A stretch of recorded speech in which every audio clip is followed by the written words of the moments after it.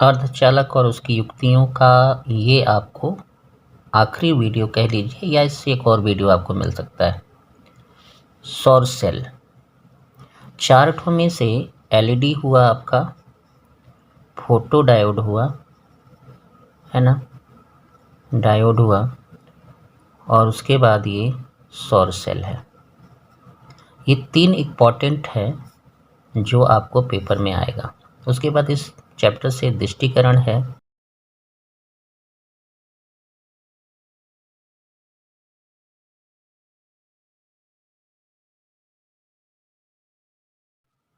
अगर अभिनत पश्चावनत है, ये सब आपको इम्पॉर्टेंट माना जाता है। तो ये हम आपको नया दे रहे हैं। तो इसमें देखिए सौर सेल, सोलर सेल इसको बोलते हैं अंग्रेजी में। सौर सेल क्या है? तो पीएन संधि डायोड की ऐसी युक्ति है या निकाय होती है जो सौर विकिरण के आपतित होने पर ईएमएफ यानी विद्युत वाहक बल उत्पन्न करती है, या प्राप्त कर सकते हैं। विद्युत वाहक बल को सौर विकिरण से विद्युत वाहक बल प्राप्त कर सकते हैं। सब मिला करके हम एक शब्द में अगर कहें तो इसको ये वाली भाषा कह सकते हैं कि सौर ऊर्जा यानी सूर्य से मिलने वाली ऊर्जा को डायरेक्ट विद्युत ऊर्जा में परिवर्तित कर सकती है। सौर सेल का जो प्रतीक है वो ऐसा होता है, ठीक है। फोटो सेल का भी प्रतीक ऐसा ही होता था। फोटो सेल जब हम देखते थे तो उसका भी प्रतीक ऐसा ही था, ठीक है। लेकिन इसमें बाह्य अभिनत होते थे, लेकिन इसमें कोई अभिनत नहीं होता। समान रूप से सौर सेल बनाने में सिलिकॉन का विशेष रूप से उपयोग किया जाता है, ठीक है। सिलिकॉन को बनाने में सिलिकॉन यूज करते हैं, अर्धचालक के रूप में सिलिकॉन का प्रयोग किया जाता है, ठीक है। अर्धचालक के रूप में ये प्रयोग किया जाता है। सौर सेल का अभिनति यानी वाइस क्या होता है? तो सौर सेल में इसमें किसी भी प्रकार का अभिनत बाह्य रूप से नहीं होता है, यानी इसमें पीएन संधि डायोड तो होती है, लेकिन इसमें हम किसी भी अभिनत से नहीं जोड़ते, यानी बाहर कोई बैटरी नहीं लगी रहती। उसके बाद सौर सेल का अगर हम परिपथ की बात करें तो ये सौर सेल का सिंपल परिपथ है। देखिए इसमें ये आपका पी टाइप हो गया, ये आपका एन टाइप हो गया, और इसके संधि पर जब प्रकाश गिरती है, प्रकाश ऊर्जा गिरती है, प्रकाश विकिरण ऊर्जा गिरती है, तो यहाँ से इलेक्ट्रॉन और कोटर युग्म पैदा होते हैं जैसा फोटो सेल में होता था, और वो डायरेक्टली ही लोड प्रतिरोध के साथ कनेक्ट हो जाती है, ठीक है। अब इसमें क्या होता है ये देखिए, ये आपका जो हमने बनाया है, तो इसको आप अगर देखना चाहें तो देखें लिखिए, पीएन संधि सोलर सेल चित्र में ये प्रदर्शित है आपका। ये आपको रचना भी दे रहे हैं, इसी के साथ साथ समझा भी देंगे। इसमें लगभग 300 माइक्रोमीटर की मोटी पी टाइप एसआई की यानी सिलिकॉन की प्लेट होती है।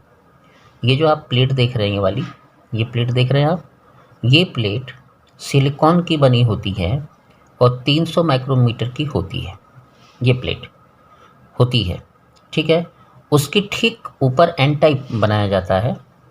एन टाइप और पी टाइप का क्या मतलब है ये तो आप जानते हैं कि एन टाइप में कोटरी की संख्या ज़्यादा होती है, इलेक्ट्रॉन की संख्या कम होती है, और एन टाइप में इलेक्ट्रॉन ज़्यादा होते हैं, ठीक है। तो उसके बाद जो ऊपर की प्लेट हम लेते हैं, एन टाइप की प्लेट, उस सिलिकॉन प्लेट की ही होती है, लेकिन उसकी मोटाई 0.3 माइक्रोमीटर की होती है, यानी कम होती है। इसमें प्रकाश ऊर्जा बिना रुके प्रवेश कर सकती है, इस तरह का बनाया जाता है, यानी बहुत रेयर आपको बनाया जाता है कि वो आसानी से इसके अंदर घुस सके। जब प्रकाश आए तो एन वाली लेयर को यानी एन टाइप वाली लेयर को पार करके इसके संधि स्थान पर पहुंच जाए, ठीक है, और जो भी क्रिया हो आसानी से हो। वो थोड़ा सा हम आपको और डिफाइन करेंगे। पी फलक पर धातु का लेपन होता है। देखिए नीचे एक लेपन बनाया गया है, पी फलक पर धातु का लेपन होता है, यही एक इलेक्ट्रोड की तरह कार्य करने लगता है। और एन टाइप पर एक उंगली नुमा धात्विक फिंगर बनाया जाता है। ये धातु की जो है लेयर बनाए जाते हैं पतले पतले, और ये धातु फिंगर इलेक्ट्रोड के नाम पे जानी जाती है, और ये बाह्य सर्किट से जुड़ जाता है जाके, ठीक है। अब इसकी अगर हम क्रियाविधि को देखें तो प्रकाश के कारण विद्युत वाहक बल जो हमारा उत्पन्न होता है वो 3 क्रिया के संग्रह से होता है, यानी 3 क्रियाओं से सम्मिलित रूप होता है, जैसे जनन, पृथक्करण और संग्रह। ठीक है, ये होता है। जैसे ही इस पर प्रकाश आपतित होता है, जैसे ये देखिए आपको हमने फोटॉन दिखा दिया है, प्रकाश फोटॉन को आपतित होते हुए, तो ये लेयर पतला होने के कारण ये फोटॉन पहुंच जाते हैं इस संधि पर। अब अगर ऐसे देखना चाहें तो ऐसे समझ सकते हैं, जैसे ये आपका लेयर हो गया। ठीक है, तो ये एन टाइप है, ये पतला है, जब यहाँ से प्रकाश गिरेगी तो इसको पार करके इस संधि पर पहुँचेगी। फोटो सेल में जैसा होता था इसमें भी वैसा ही होगा। तो जब ये ऐसा होता है तो देखिए क्या होता है, संधि के स्थान पर सौर यानी प्रकाश ऊर्जा, सौर ऊर्जा, प्रकाश ऊर्जा जब वर्जित अंतराल से बड़ी ऊर्जा का होता है, आपतित होता है, तो इलेक्ट्रॉन कोटर युग्म का जन्म होता है। यानी संधि के स्थान पर जब प्रकाश ऊर्जा पहुंचती है तो उसे वो अवशोषित कर लेते हैं सिलिकॉन के अर्धचालक, वो अवशोषित करके एक साथ इलेक्ट्रॉन क्या करते हैं, कोटर और इलेक्ट्रॉन का जन्म देते हैं। इस पूरी क्रिया को हम कहते हैं जनन क्रिया, यानी इलेक्ट्रॉन युग्म जनन क्रिया। ठीक है, अब इसमें देखें अक्षय परत बढ़ने के कारण अब ये आपका पृथक्करण है। पहले वाली क्रिया में आपका क्या था कि इलेक्ट्रॉन का जन्म था, इलेक्ट्रॉन कोटर का जन्म था, युग्म जन्म करते थे। और जब दूसरी अक्षय परत की क्रिया में जब होता है तो इसमें होता क्या है कि पी टाइप में जो कोटर बनते हैं, पी टाइप में जो कोटर बनते हैं, यानी जब यहाँ पे संधि के स्थान पर हमारा प्रकाश आता है तो इसमें इलेक्ट्रॉन संधि के स्थान पर 2 लोग उत्पन्न होते हैं, कोटर और इलेक्ट्रॉन। ये देखिए इलेक्ट्रॉन हमने दिखाया है, तो इलेक्ट्रॉन एन की तरफ चले जाते हैं और कोटर पी की तरफ चले जाते हैं। जैसा इस फोटो में दिखा रहा है कि जैसे प्रकाश गिरे तो कोटर बने तो पी की तरफ चले गए और इलेक्ट्रॉन एन की तरफ चले गए। तो ऐसा करने से एक ये धन में हो जाता है और ये ऋण में हो जाता है। तो वही आपकी हम व्याख्या कर रहे हैं। तो फिर से एक बार रिपीट कर लेते हैं और यही आपका लास्ट विधि हो जाएगी। संधि के स्थान पर सौर ऊर्जा जब आपतित होती है तो इलेक्ट्रॉन कोटर युग्म जन्म लेते हैं। याद रखिएगा ये संधि के स्थान पर जन्म लेते हैं, यानी जहाँ पी और एन मिलते हैं वहाँ पे। अक्षय परत बढ़ने के कारण वैद्युत क्षेत्र उत्पन्न हो जाता है। अक्षय परत बड़ा होने लगा, वैद्युत क्षेत्र बनेगा, उत्पन्न होने लगता है, जिससे इलेक्ट्रॉन और कोटर जो उत्पन्न होते हैं, इलेक्ट्रॉन एन टाइप तथा कोटर पी टाइप की ओर चलते हैं और इनके प्रभाव से पी टाइप पॉजिटिव हो जाता है और एन टाइप निगेटिव हो जाता है। एक सिंपल वे में भी आप समझ सकते हैं कि बहुत ज़्यादा जो एन टाइप है और पी टाइप है, यहाँ से संधि स्थान पर जब क्रिया हुई तो यहाँ पे इलेक्ट्रॉन उत्पन्न हुए, तो इलेक्ट्रॉन उत्पन्न होने के बाद इसमें मात्रा बढ़ती जाती है और कोटर उत्पन्न होंगे तो इधर की मात्रा बढ़ती जाती है। तो ये दोनों एक तरह से इलेक्ट्रोड का काम करने लगते हैं। तो पी टाइप पॉजिटिव हो जाता है और एन टाइप निगेटिव हो जाता है, जिसके कारण उस पूरी संधि में, यानी ये पूरा जो सिस्टम बना हुआ है, इस सिस्टम में ये जो उंगली नुमा धात्विक छड़ है, इस पर इलेक्ट्रॉन की मात्रा बढ़ने लगती है। यहाँ नीचे जो पश्च स्पर्श धातु लेपन का, इसमें कोटर की मात्रा बढ़ने लगती है और ना चाहते हुए भी ऊपर में आपका ऋण और नीचे आपका धन हो जाता है और डायरेक्टली इसमें लोड प्रतिरोध जोड़ दिया जाता है तो करंट फ्लो करने लगता है। ठीक है, तो यही आपका हुआ, जिसके कारण फोटोवोल्टता मान लिया जाता है, मान का मिलता है और वही आपको यूज किया जाता है। फिर से एक बार हम आपको बता देते हैं कि जब प्रकाश आपतित होगा तो संधि के स्थान पर जब प्रकाश पहुंचेगा तो वहाँ पे कोटर इलेक्ट्रॉन युग्म की उत्पत्ति होगी। उसमें इलेक्ट्रॉन आपके एन टाइप की तरफ खिंच जाएंगे और कोटर पी टाइप की तरफ खिंच जाएंगे।